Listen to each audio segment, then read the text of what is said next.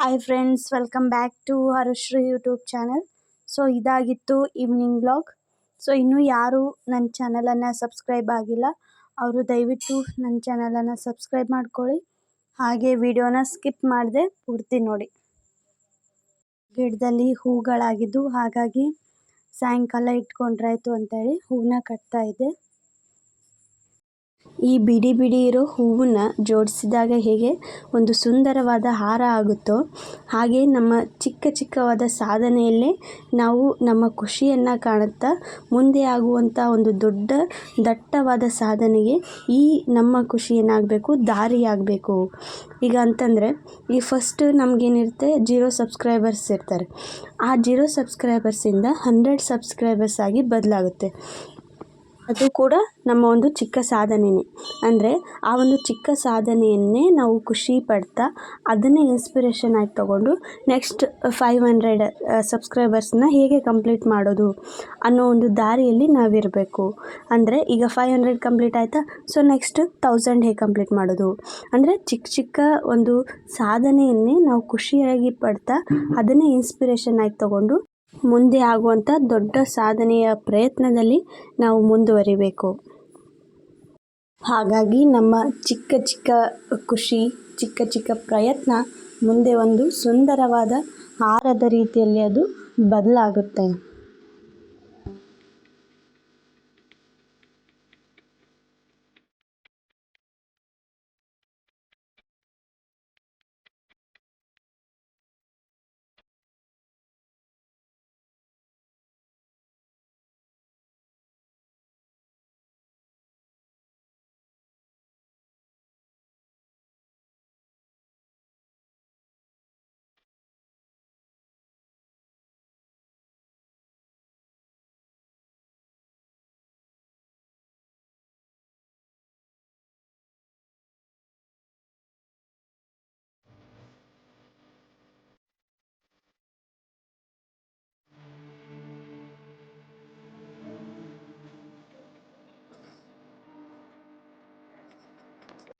Evening ಏನಾದರೂ ತಿನ್ನಬೇಕು ಅಂತ ಅನ್ನಿಸ್ತು, ಹಾಗಾಗಿ ಬಜ್ಜಿನ ಮಾಡ್ತಾಯಿದ್ವಿ.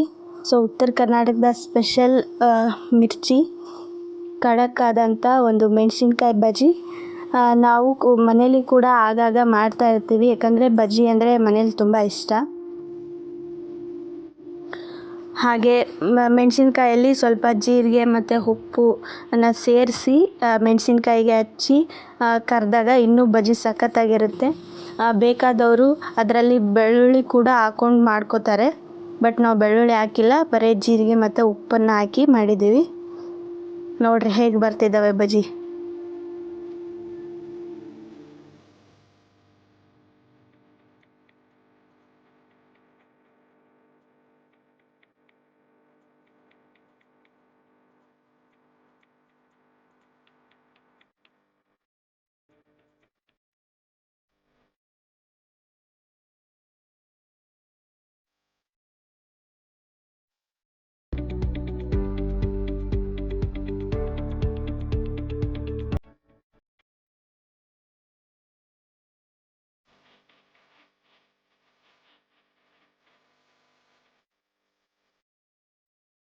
ಸೊ ಬಜ್ಜಿನ ಮಾತ್ರ ತಿಂದರೆ ಟೇಸ್ಟ್ ಅನಿಸಲ್ಲ ಅಂಥೇಳಿ ಅದಕ್ಕೆ ಕಾಂಬಿನೇಷನ್ ಆಗಿ ಚುರುಮುರಿಯಿಂದ ಒಂದು ಸ್ವಲ್ಪ ಗಿರ್ಮಿಟನ್ನು ಕೂಡ ಮಾಡಿದ್ದೀವಿ. ಏಕೆಂದರೆ ಬರೀ ಕೇವಲ ಬಜ್ಜಿ ಅಂತಂದರೆ ಅದು ಟೇಸ್ಟ್ ಬರಲ್ಲ ಅಂತ ಹೇಳಿ ಅದರ ಜೊತೆ ಇದನ್ನು ಕೂಡ ಗಿರ್ಮಿಟನ್ನು ಮಾಡ್ಕೊಂಡ್ವಿ. ನೋಡ್ರಿ ಹೇಗಾಗಿದೆ ಬಿಸಿ ಬಿಸಿಯಾದಂಥ ಮೆಣಸಿನ್ಕಾಯಿ ಬಜ್ಜಿ ಮತ್ತು ಅದಕ್ಕೆ ಕಾಂಬಿನೇಷನ್ ಆಗಿ girmit.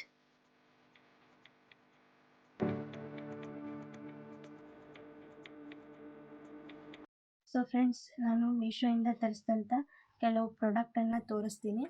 So first jewellery. So ಈ ಒಂದು ಜ್ಯುವೆಲರಿ ನೋಡಿರಿ, ಇದು ಅಂದರೆ ನೈಟ್ ಫಂಕ್ಷನ್ಗೆ ಚೆನ್ನಾಗಿ ಕಾಣುತ್ತಾ. ನೈಟ್ ಫಂಕ್ಷನ್ ಅಂದರೆ ಫ್ಯಾನ್ಸಿ ಸ್ಯಾರಿ, ಫ್ಯಾನ್ಸಿ ಡ್ರೆಸ್ಸು, ಈ ರೀತಿ ಡ್ರೆಸ್ಗಳಿಗೆ, ಸ್ಯಾರಿಗೆ ಇದು ಸೂಟ್ ಆಗುತ್ತೆ. ಸ್ಟೋನ್ ಕೂಡ ತುಂಬ ಚೆನ್ನಾಗಿದ್ದಾವೆ. ಇಯರಿಂಗ್ಸ್ ಕೂಡ ಚೆನ್ನಾಗಿದ್ದಾವೆ ನೋಡಿರಿ. ನಿಮಗೂ ಇಷ್ಟ ಆದರೆ ಇದನ್ನು ಬೈ ಮಾಡ್ಬೋದು. ನೋಡಿರಿ ಚೆನ್ನಾಗಿದೆಲ್ಲ.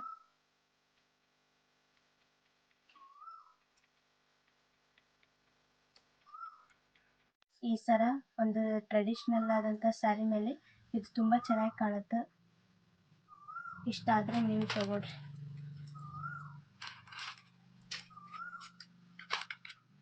ಸೊ ಇದರ ಇಯರಿಂಗ್ಸ್ ಹೀಗದ ನೋಡ್ರಿ.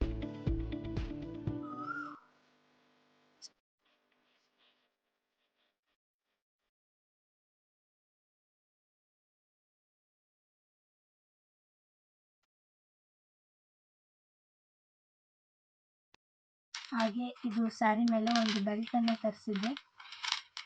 ಇದು ಕೂಡ ಚೆನ್ನಾಗಿದೆ. ಅಂದರೆ ಇದು ಸಾಫ್ಟ್ ರೀತಿಯಲ್ಲಿ ಬಂದಿದೆ. ಹೆಂಗೆ ಬೇಕೋ ಹಂಗೆ ನಾವು ಫೋಲ್ಡ್ ಕೂಡ ಮಾಡ್ಕೋಬೋದು. ಲೆಂತ್ನೂ ಇದೆ.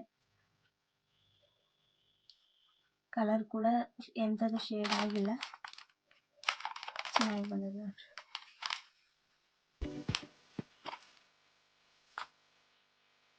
ಸೊ ಜುಮ್ಕಿ ಮೇಲೆ ಇದೊಂದು ಸೈಡ್ ಇಯರಿಂಗ್ಸ್ ಅನ್ನು ತರಿಸಿದ್ದು.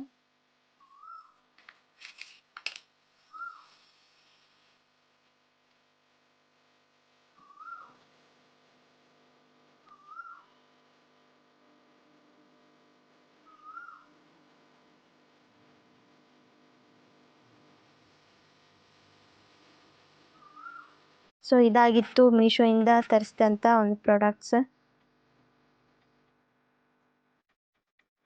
ಕೊನೆಯದಾಗಿ ಸಾಯಂಕಾಲದ ದೀಪವನ್ನು ಹಚ್ಚೋದ್ರ ಮೂಲಕ ಒಂದು ಶ್ಲೋಕವನ್ನು ಹೇಳಿ ಈ ಲಾಗನ್ನು ಮುಗಿಸ್ತೇನೆ. ಶುಭಂ ಕರೋತಿ ಕಲ್ಯಾಣಂ ಆರೋಗ್ಯಂ ಧನ ಸಂಪದಃ ಶತ್ರುಬುದ್ಧಿರ್ವಿನಾಶಾಯ ದೀಪಜ್ಯೋತಿರ್ ನಮೋಸ್ತುತೆ. ದೇವರಿಗೆ ದೀಪವನ್ನು ಹಚ್ಚುವ ಸಮಯದಲ್ಲಿ ನಮಗೆ ಒಳ್ಳೆಯ ಆರೋಗ್ಯ ಹಾಗೆ ನಮಗೆ ಒಂದು ಧನ ಸಂಪತ್ತನ್ನು ದಯಪಾಲಿಸು, ನಮ್ಮಲ್ಲಿರುವ ಶತ್ರು ಬುದ್ಧಿಯನ್ನು ನಾಶ ಮಾಡು, ಒಳ್ಳೆಯ ಬುದ್ಧಿಯನ್ನು ದಯಪಾಲಿಸು, ಕರುಣಿಸು ಅಂತ ದೇವರಲ್ಲಿ ಪ್ರಾರ್ಥನೆ ಮಾಡಿಕೊಳ್ಳುತ್ತಾ ಈ ಶ್ಲೋಕವನ್ನು ಹೇಳಬೇಕು.